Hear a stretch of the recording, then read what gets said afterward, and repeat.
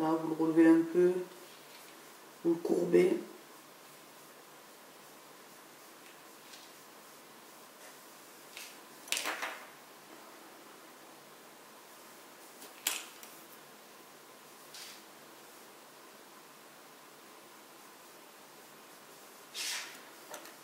Voilà le résultat. Ensuite, on va faire des petits points.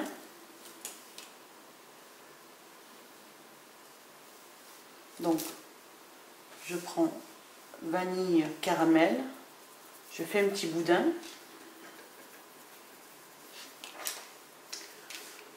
Je coupe 3 petits bouts que je forme des petites boules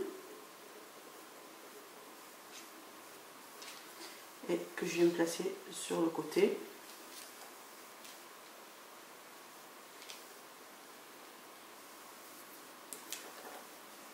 Et je viens faire un petit trou et j'appuie légèrement. Voilà, si vous voyez bien. Là, je vais en faire un autre de l'autre côté pour équilibrer.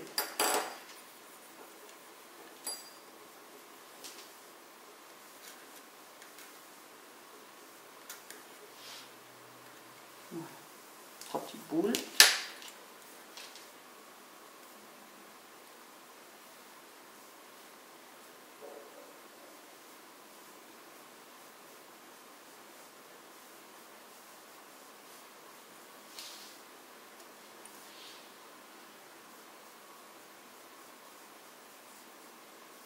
Voilà. Donc ça, c'est un instrument, je ne sais pas comment ça s'appelle, mais il y a une petite bille de ce côté, et là elle est un peu plus grosse, donc j'ai pris la plus petite des deux, un petit pointeau, et je viens faire un petit trou au milieu. Voilà, donc le gâteau est fini. Je vais passer à la décoration de la part de gâteau. Donc j'ai fait une petite mousse, donc ça c'est une partie du caramel. Donc, je vais prendre un morceau de pâte caramel que je vais former en boule.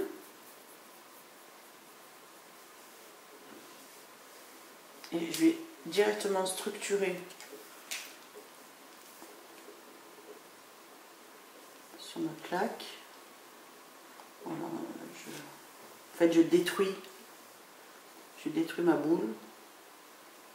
Voilà, je donne un aspect mousseux.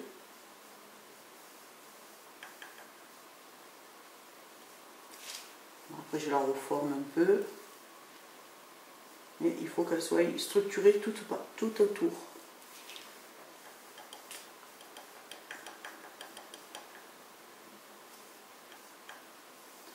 Voilà. Une fois que c'est fait, on vient la poser sur la part de gâteau et on la retravaille encore un petit peu directement sur le gâteau. Comme ça, elle adhère bien.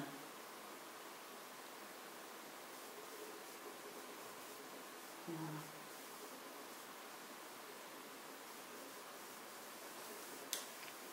Maintenant, nous allons mettre les clous, donc pour tenir la part de gâteau.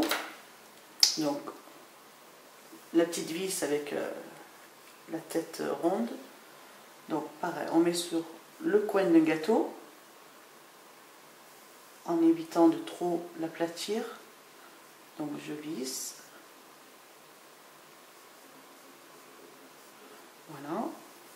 Je vais faire de même avec le gâteau. Et cette fois-ci, je vais prendre une longue tige à œil pour traverser de part en part le gâteau. En essayant de ressortir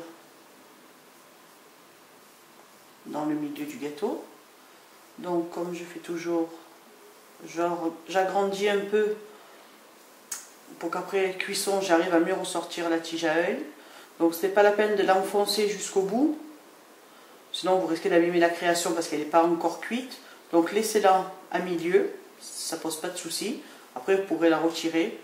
Bien sûr, bien essuyer s'il y a des empreintes de doigts, parce que c'est pas très joli de voir des empreintes tout autour de la création.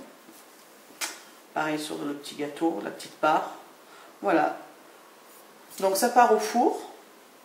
Après on le vernira et puis je vous le monterai en bijoux, en collier cette fois-ci. A tout de suite. Voilà, l'étape du vernis est terminée. Donc on a verni tout le dessus, ainsi que la part de gâteau. Donc maintenant on va faire le montage en collier. Donc j'ai pris 2 perles, donc j'ai déjà fait les 2 embouts. Alors,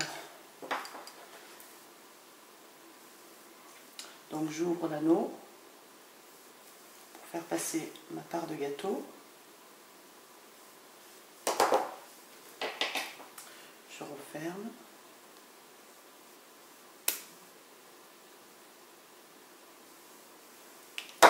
Comme ceci. Je fais pareil de l'autre côté pour l'insérer au gâteau.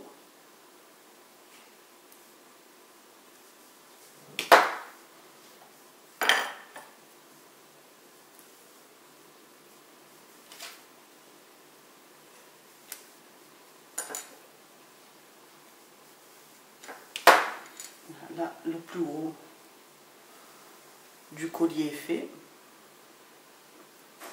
Donc maintenant, on va faire une boucle. Donc, j'aplatis ma tige. Je prends ma pince ronde. Je coupe d'abord ma tige qui est beaucoup trop longue. À peu près ici.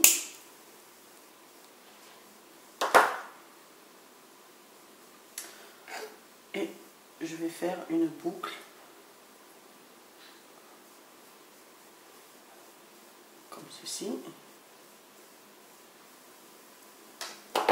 Voilà, donc je ne la ferme pas complètement parce que je vais insérer une autre perle. Voilà, et je vais fermer ma perle.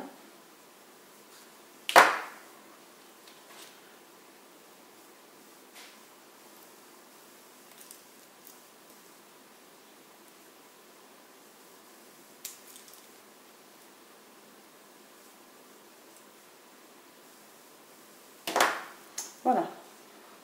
Et maintenant, je vais mettre un dernier anneau pour faire coulisser la chaîne. Voilà, un petit anneau.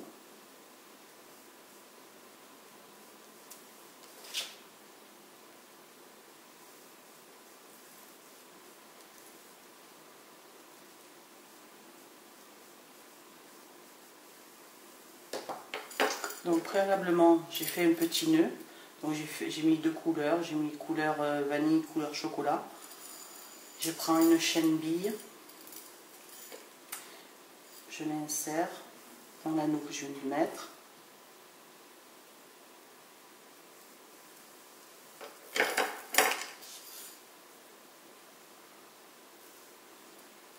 Et voilà, mon bijou est terminé.